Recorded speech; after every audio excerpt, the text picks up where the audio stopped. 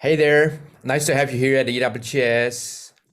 Welcome to our talk about how Medtronic uses augmented reality for their operator training. Really happy to have you here, guide you through a quick presentation and a couple of videos to show you exactly what we did and how that works.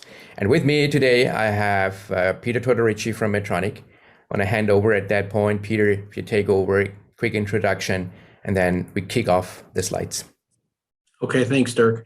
Like Dirk mentioned, my name is Pete Tortorici. I work at Medtronic, medical device manufacturer. I am working in manufacturing technology, and in my part of my role, we were last few years looking at augmented reality or extended reality solutions for specifically a variety of use cases, but this one focused on an operator training use case. So kind of our initial meeting and kind of need was I is friends with and a colleague with a long time of Medtronic site leader. And I happened to be at the Augmented World Expo in Santa Clara. He was designated site leader of one of our new acquisitions in Santa Clara. So I met with Daryl and I said, hey, let me see your factory. Let's see what's going on. He really had a factory of nothing at the time. It was a startup that was acquired, but he needed to ramp the product in about 18 months. And he had a lot of issues with basically onboarding and training technicians to assemble his product. In about 18 months, he only had one or two expert trainers and needed to onboard 30 plus people over 3 shifts. So we kind of thought about it and said, this might be a perfect case of a coincidence of me being an augmented reality when people talk about use cases as operator training and applying it to his facility. Maybe go to the next one, Dirk. So really what the challenges we have, and it's not just indicative of the startup, is we usually have a very lengthy onboarding process. Some of the processes and assembly from our devices can be kind of complex, but if you think about the compliance nature of the job and the commitment to quality and the patient's need of a life-sustaining device, it can be a lengthy onboarding process to ensure that a minimum amount of mistakes are ever made. Some of the instructions we have are complicated, and we had just a few expert trainers. So really what I was saying, it was kind of the perfect storm of things that came together in this facility. And then if you added on the travel restrictions that we had because of the COVID restrictions and access restrictions of that to these sites to only a few people, it really kind of amplified that perfect storm and the need to use something different to bring these folks on board. Some of the COVID restrictions we had, which is not indicative of us, but everybody else, was travel restrictions, limited movement of people back and forth between facilities, access restrictions to the people who were there. And then, part of it too, it wasn't really a COVID impact, but, there was a reluctance to maybe embrace the industry 4.0 for the need. And COVID brought that to light as far as embracing these new technologies. So if you look post COVID-19 and kind of how we're working today is we've got, AR, enhanced remote assistance, visual guidance, and we're basic kind of remote collaboration via the telephone or, even a FaceTime is really kind of outdated. And if you look at the work instructions, which were primarily text-based on a piece of paper, these visual instructions really help empower them to learn their job and to come on board quickly. How did we get here? It was kind of about a 3-year journey so far. I ended up meeting the leadership of FLEKT in a Augmented World Expo in Europe in 2018 in Munich. Made some initial connections. I was impressed with the work they had done with some of the German automotive manufacturers. And then I met Dirk at AWE in the US the following year. And then we had a connection with Daryl, who's the site leader at Medtronic, right shortly after that. We basically did some interviews of FLEKT among other companies and decided that they had the best platform solution that we could develop and adapt to this unique use case.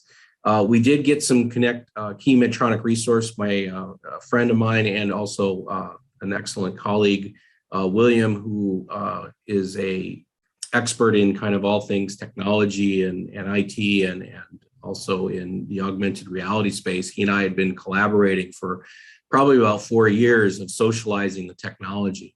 So that led us to do a pilot and then a deployment phase of the FLEKT platform at this facility in this particular use case with onboarding and training our operators.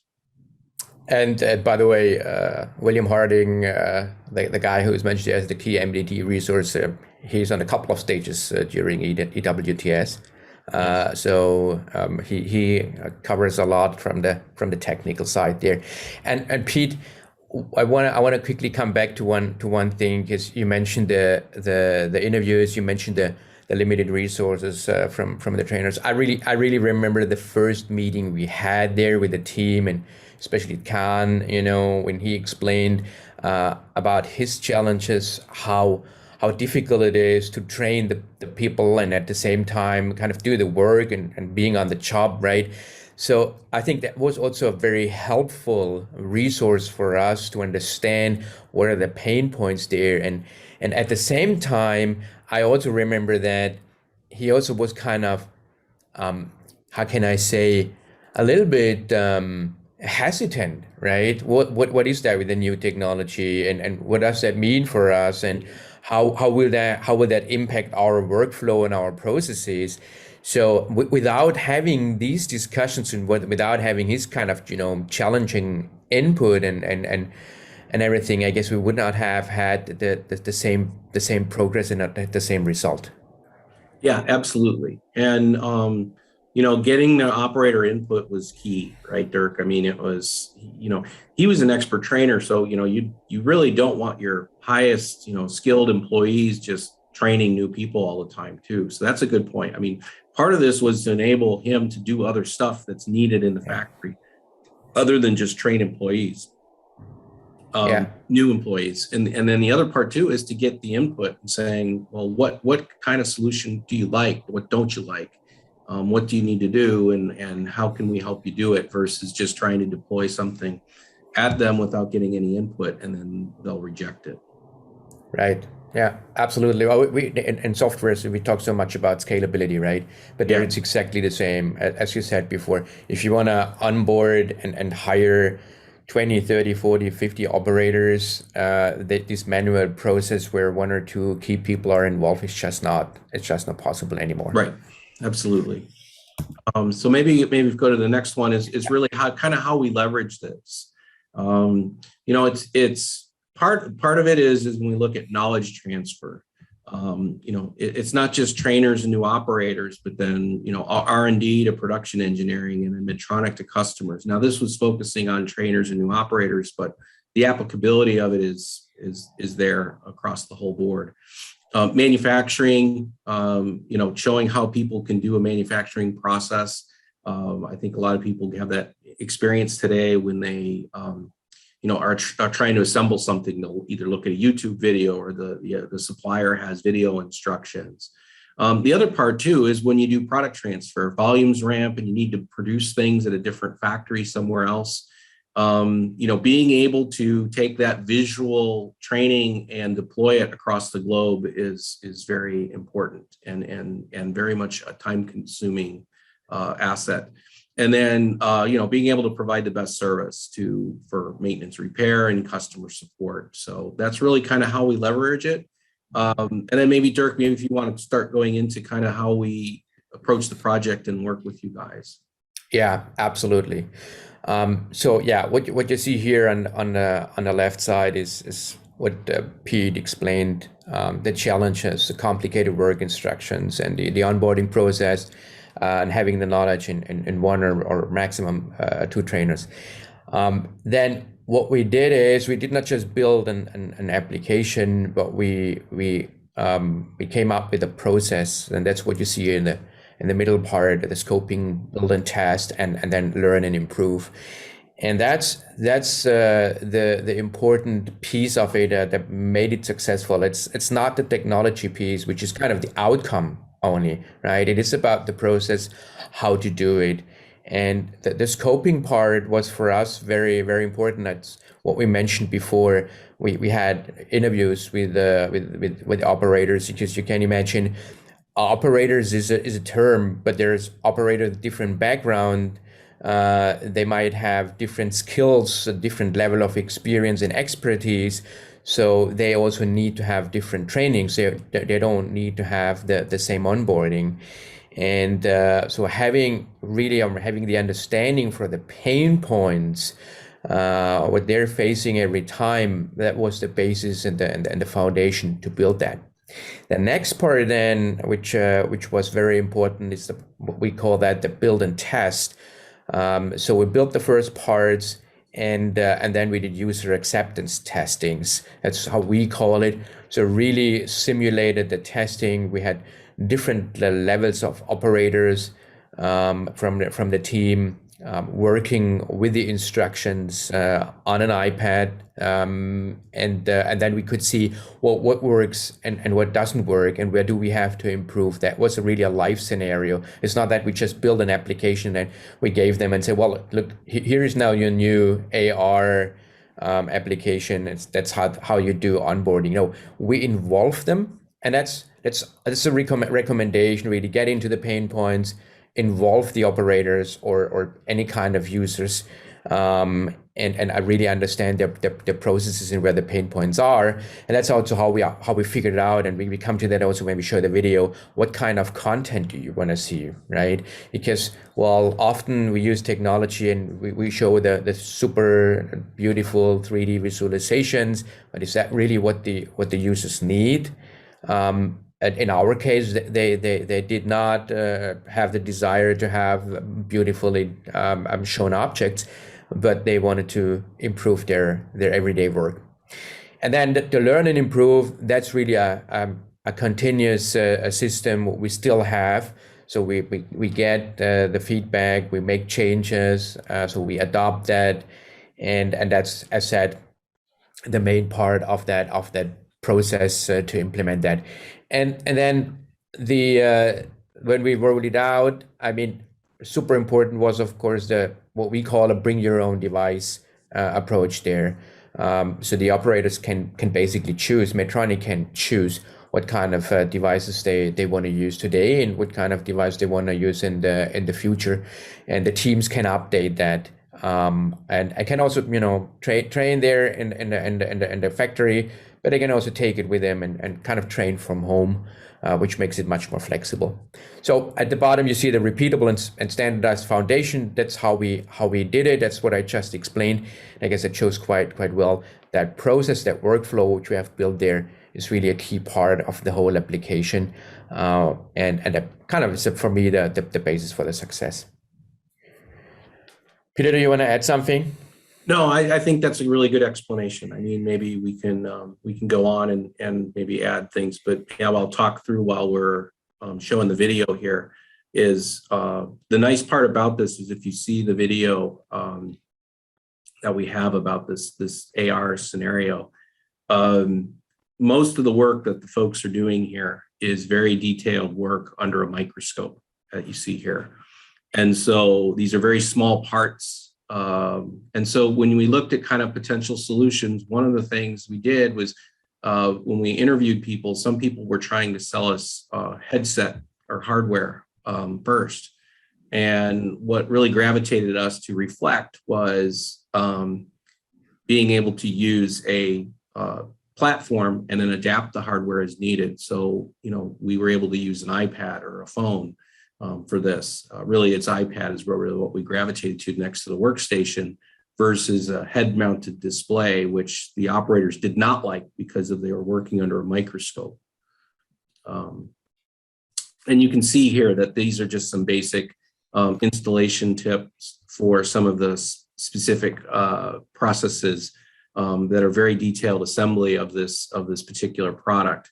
But it was a combination of using, user content generated too. So it wasn't that we went and got the content and showed the operators. The operator had a lot of input into the content that they wanted to see, what they thought some of the tricky processes were. Some of the expert trainers were able to comment on what particularly that we needed to highlight and how. And I think it was very successful in the end as being able to show how we should, bring these people on board. And like Dirk mentioned, some of that onboarding process could have been on the upwards of a couple months.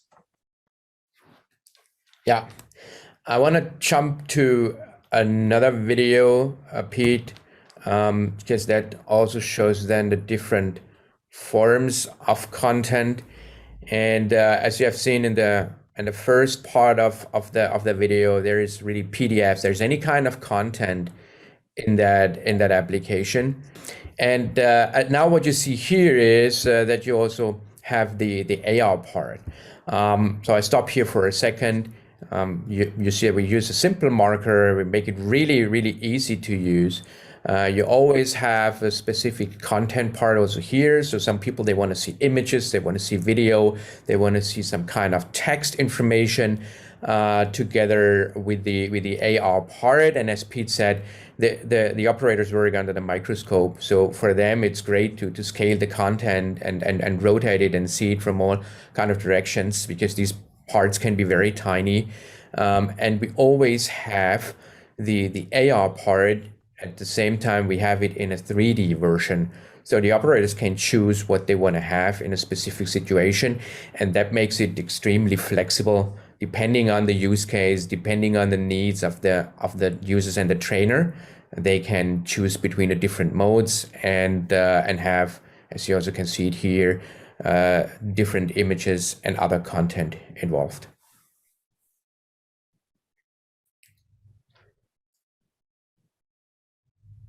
And I think that's the nice part too, Dirk, is that the operators are able to kind of pick, they can kind of gravitate to what they resonate with. Some people want to see, like they can say, okay, I like seeing the 3D model. Other people are like, want to see the real part. But I think being able to combine it and then, adapt it as maybe work practices improve is really important to us. Yeah. Well, and that was the feedback from the operators, right? That's what we heard. What they want to see, and here again, there's also images, just because they said, well, in some parts we just want to have that to compare, so they don't need to have anything else anymore. They really choose the content, and what makes it extremely flexible. Mm-hmm. Good. Pete, let's jump to the next one. Okay. Kind of go through that. What were the main parts there? Yeah, I think that's the value we saw was that, you've got an existing training process that you have at this factory. We found that it was about 50% faster to onboard a new employee. Not only that, the burden on the expert trainers was significantly reduced, so that, you've got your high value employees able to do other things and deploy them around the factory rather than basically onboard new employees 100% of the time. And then they increase the proficiency time, which correlates with the existing training. The nice part too, what we liked is that you can bring your own device. We don't have any specific hardware required. So as hardware adapts and changes in the future, you can do that. We can update the content very easily. It's very flexible. And we have a platform. And then, the ability to combine content, 2D images, video, 3D within the tool was very good and advantageous for us to have as a feature. Yeah, you could see that, right? I mean, we started that before COVID, right? We didn't know what kind of challenges will come there. Yeah. But especially the flexibility with the content, the flexibility with the hardware, so that operator theoretically can take that home and use it on a regular iPad. They don't need to have specific hardware. That was, of course, kind of a step ahead, which we did not know at that time, but helped us a lot then during COVID. Well, I think that's one of my favorite slides, to be very honest, because that comes that comes straight from the operators. And as you can see, that application was user friendly. But what I really like is I like the iPad device because it's better than using a bunch of books. I'm very impressed. This is beautiful. This is really feedback from the operators, and that shows, you know, how successful the application is. Because if we say 50% faster, that makes, of course, the management happy, and that's great. But I guess the main reason why we can, or why people use it, and why it grows rapidly, is because the users are happy, the operators are happy, and that's what the slide shows, Peter. Yeah, right? and we didn't make this up. I mean, we asked them, you know, very specifically, can you give us any negative stuff? And I think the negative was, could we do more of this on more of the processes faster? So yeah, it was a very good experience, and we were happy that our operators were happy.